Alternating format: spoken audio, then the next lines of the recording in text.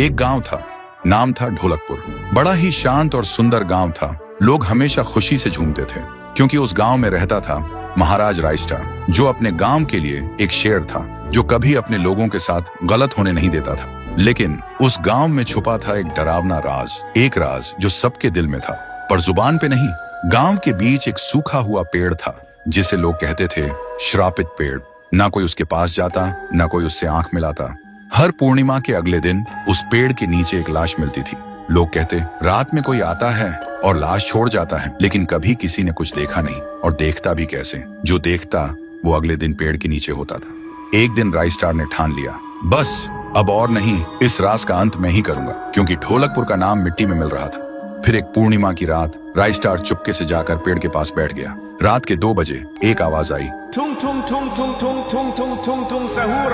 और फिर वो पेड़ भूत में बदल गया। वो भूत कुछ अजीब सा था, एक भयानक शैतानी हंसी वाला चेहरा, आंखें बड़ी बड़ी। वो पेड़ चल के एक घर के गेट को जोर जोर से खटखटाने लगता है। तभी एक आदमी डर के मारे आवाज सुन के बाहर निकलता है। वो भूत अपने लकड़ी जैसे हाथ से एक ऐसा थप्पड़ मारता कि उसकी सांस वहीं थम जाती है, और उसी जगह उस लाश को ले जाता है और वापस फिर से पेड़ बन जाता था। देखते ही रायस्टार का दिल कांप जाता है, पर वो कुछ बोलता नहीं।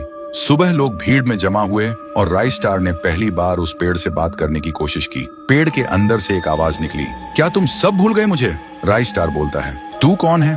पेड़ बोलता है, मैं हूँ ठुन ठुन ठुन साहुर। एक वक्त था जब मैं भी इस गांव का एक प्यारा सा बच्चा था, लेकिन 100 साल पहले मुझे इसी पेड़ से रस्सी बांधकर उल्टा लटका दिया गया, गांव वालों की आंखों के सामने, और मेरी मौत को तमाशा बना दिया गया, सिर्फ इसलिए क्योंकि मैंने एक राज देख लिया था जो लोग छुपाना चाहते थे।